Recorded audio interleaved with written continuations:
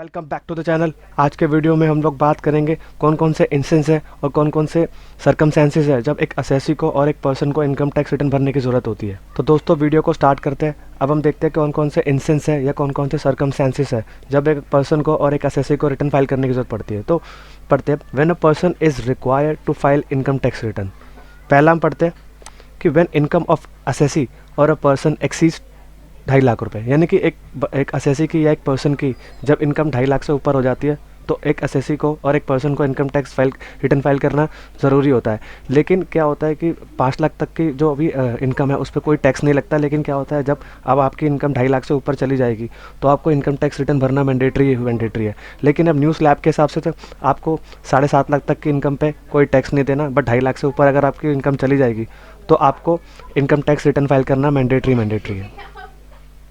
Second हम बात करते हैं when TDS has been deducted of an assessee of a person.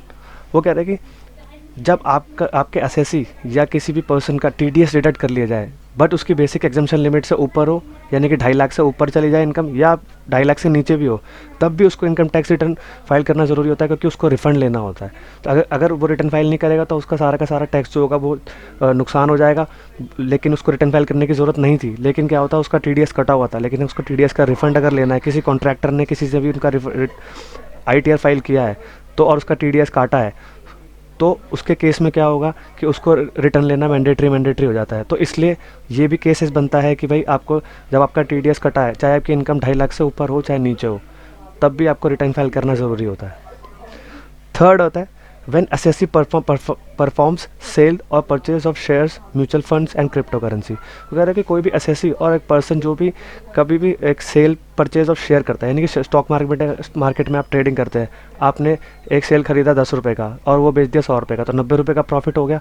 तो 90 रुपये के प्रॉफिट पे तो 90 रुपीज़ के प्रॉफिट पे आपको वो डिक्लेयर करना पड़ेगा मैंने कौन सा शेयर खरीदा था, कब खरीदा था और कितने में बेच दिया। तो 10 रुपये जो भी प्रॉफिट आएगा उस पर कैपिटल गेन का जो भी टैक्स का लॉन्ग टर्म हो या शॉर्ट टर्म हो, depending upon the purchase and sale of share तो होगा। म्यूचुअल फंड, अगर आप कोई म्यूचुअल फंड खरीद रहे हैं, बेच रहे हैं, तो उस पर भी आपको रिटर्न फाइल करना मैंडेटरी है। और क्रिप्टो करेंसी सबसे इंपॉर्टेंट ये है कि अगर आपने कोई भी क्रिप्टो करेंसी खरीदी है या बेची है, जिस पर अगर आपने बेची भी है और आपका ऑलरेडी तो वैसे भी 30% का आपका TDS ऑलरेडी काट ही लेंगे, तो उसके केस में अगर आपने रिटर्न फाइल नहीं करी तो आपको इनकम टैक्स का नोटिस आएगा कि आपने क्रिप्टो करेंसी सेल करी थी तो उसका आपने रिटर्न फाइल क्यों नहीं किया।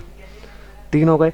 चौथा आता है when assessee performs speculation activities like horse racing, gambling and online gaming. तो वो कहते हैं कि कोई भी असेसी और पर्सन जो भी अगर सपोज करिए कि घोड़े की रेस हो रही है तो उसमें पार्टिसिपेट कर रहा है, तो उसके केस में भी आपको अगर उससे इनकम हो रही है तो उसको भी इनकम टैक्स रिटर्न भरना ज़रूरी है। और गैम्बलिंग कर रहा है, सट्टेबाजी कर रहा है, भाई सट्टा लगा रहा है, इस पे आ रहा है, तो उसको अगर ऑनलाइन से हो रहा है तो उसको रिटर्न फाइल करना मैंडेटरी। और ऑनलाइन गेमिंग क्या होता है, जैसे आपने ये देखिए ड्रीम 11 वगैरह हो गया या माई सर्कल 11 हो गया या कोई भी ऑनलाइन रमी सर्कल हो गया, तो इसमें अगर आपने गेम खेल के प्रॉफिट कमा रहे हैं तो आपको ITR फाइल करना ज़रूरी हो जाता है। 5 हो गया। अब assessee stage outside India for 182 days और more and have assets outside India.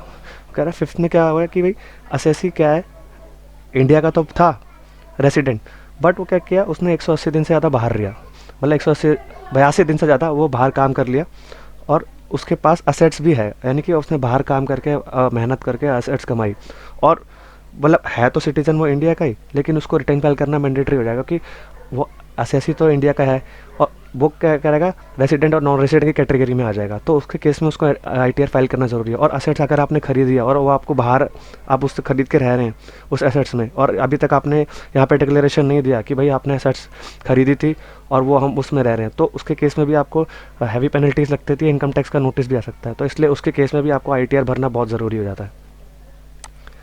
6th आता है income tax return is mandatory for visa application. अगर सपोज करिए आप कहीं पढ़ने बाहर जा रहे हैं या कोई नौकरी करने बाहर जा रहे हैं, किसी भी पर्पज़ से बाहर जा रहे हैं, तो आपको अपने income tax return, bank balance वगैरह सब कुछ आपको अपना पूरा एसेट्स का ब्यौरा वगैरह सब देना पड़ता है। तो उसके केस में सबसे इंपॉर्टेंट पार्ट होता है आपका ITR भी आपका होना चाहिए। भाई आपके कितनी इनकम आप दिखा रहे हैं, आप बाहर जाके कम से कम वो तो नहीं हो जाएंगे, गरीब तो नहीं है कि सपोज़ करिए कि आपके पास पैसा ना हो और फिर भी आप बाहर चले जाए, तो वो क्या करते हैं कि कंट्री वाले फिर उसको डिपोर्ट कर देते हैं। तो उसके केस में आपका ITR इसलिए मांगा जाता है कि वो आपका होता है कि भाई आप इतनी इनकम कमा रहे हैं, इतना टैक्स सरकार को दे रहे हैं, या नहीं भी दे रहे तो उसके केस में ये भी होता है। 7th आ जाता है, income tax return is mandatory to get loans from any financial institution. भाई अब तो ये आजकल बहुत ट्रेंड चल रहा है मतलब कुछ सालों से, कि भाई आपके पास अगर 3 साल का ITR हो तो वही आपका लोन प्रोसेस हो सकता है। लोन प्रोसेस तभी होगा अगर आपके पास इनकम टैक्स रिटर्न होगी, यानी कि सपोज करिए आपने लास्ट 3 साल यानी कि प्रीवियस असेसमेंट ईयर 23-24 से पहले के आपने 3 साल के रिटर्न भरे हुए हैं, तो आपकी जो ITR या आपका जो सिबिल है वो एलिजिबल हो जाता है लोन के। तो इसमें केस में क्या होता है, बैंक पहले सबसे पहले तो आपका ITR मांगता है, क्योंकि ये एड्रेस प्रूफ भी होता है। आपका एड्रेस प्रूफ मतलब कुछ हद तक के इसमें एड्रेस के भी काम आता है। तो क्या होता है कि इसमें लोन लेने के लिए आपको ITR मैंडेटरी हो गया है, वरना अगर आपको लोन लेना है तो आपको कम से कम ITR फाइल करना ही ज़रूरी होगा।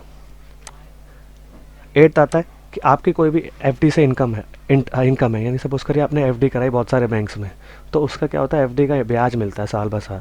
तो वो क्या होता है, इंटरेस्ट आपको उसका मिलता है। इंटरेस्ट रिपोर्ट होता है AIS TIS में और या 26AS में। तो उसमें क्या होता है कि आपको जो भी इंटरेस्ट उस पर मिलता है, और सपोज करिए आपकी चाहे बेसिक एग्जाम्पशन लिमिट से ही आपका नीचे है, लेकिन आपने FD करा रखी है, तो उस पर आपको ब्याज अब मिल रहा है, तो ब्याज का आपका TDS कटता है। तो उसके केस में क्या होता है, आपको ITR भरना मैंडेटरी होता है, क्योंकि आपके जो इंटरेस्ट है उस पर अगर आपका TDS कटा हुआ है तो उसको आपको रिफंड लेना ज़रूरी होता है। तो इसके केस में भी आपको ITR फाइल करना मैंडेटरी होता है। 9th आता है आपका when sale and purchase of house property is done. वो कह रहे कोई भी असेसी या कोई भी पर्सन घर खरीद रहा है या बेच रहा है, उस पर अगर प्रॉफिट कमा रहा है, उसी प्रॉपर्टी पे अगर सपोज करिए उस एग्जेम्पशन लिमिट यानी कि 54 से लेके 54 जो भी है GH है जहाँ तक भी है, अगर उस सेक्शन में फॉल नहीं कर रहा है हाउस प्रॉपर्टी के, और उससे पहले अगर आपका लाइबिलिटी बन रहा है, अगर आपने घर खरीद के घर बेच के घर खरीद लिया, तो वो 54 के एग्जाम्पशन में आ जाता है। तो उसके केस में क्या होता है, उससे पहले अगर आपने उस पर प्रॉपर्टी पे वहाँ इन्वेस्ट कर दिया तो आपका एग्जाम्पशन मिल जाएगी। अगर आपने वहाँ इन्वेस्ट नहीं किया ड्यू डेट से पहले उसकी एक लिमिट होती है, वो सेक्शन हम उसी सेक्शन में सेक्शन 54 में पढ़ लेंगे। तो उसके केस में क्या होता है कि अगर आपने प्रॉफिट कमाया तो उस पर कैपिटल गेन लगता है, कि भाई आपने भाई प्रॉपर्टी 1 करोड़ की खरीदी थी लेकिन 2 करोड़ की बेच दी, 2 करोड़ की बेच दी तो क्या 1 करोड़ का प्रॉफिट हो गया, वो आपका कैपिटल गेन हो गया। अगर आपने कुछ इन्वेस्टमेंट नहीं किया तो उसी पैसे से इन्वेस्ट नहीं किया, तो इसके केस में क्या होता है, कैपिटल गेन होता है। कैपिटल गेन राइज होगा तो आपको प्रॉफिट होगा तो आपको इनकम टैक्स देना पड़ेगा। तो इसके केस में सारा जो भी क्या बोलते हैं रजिस्ट्रार जो होता है वो रिपोर्ट करता है इनकम टैक्स के पास, इस बंदे ने इस पैसे की इतने लाख करोड़ की प्रॉपर्टी खरीदी है। तो इसके केस में भी ITR भरना मैंडेटरी होता है। लास्ट आता है कि income tax return can be file voluntary. भाई आप एक जिम्मेदार नागरिक है और टैक्स भरना चाहते हैं, तो और अपना इनकम डिक्लेरेशन करना चाहते हैं किसी भी पर्पज़ के लिए हो, तो आप अपना ITR वॉलंटरी भी भर सकते हैं। तो ये एक जिम्मेदार नागरिक की जिम्मेदार रिस्पॉन्सिबिलिटी होती है कि एक ITR भर दीजिए और उस पर अपना टैक्स भी दीजिए, लेकिन इंडिया में ऐसा नहीं होता, फॉरेन कंट्रीज़ में काफ़ी होता है।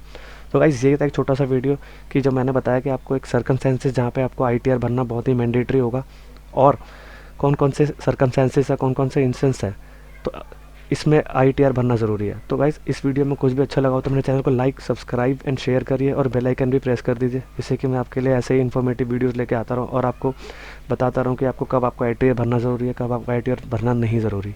Thank you very much.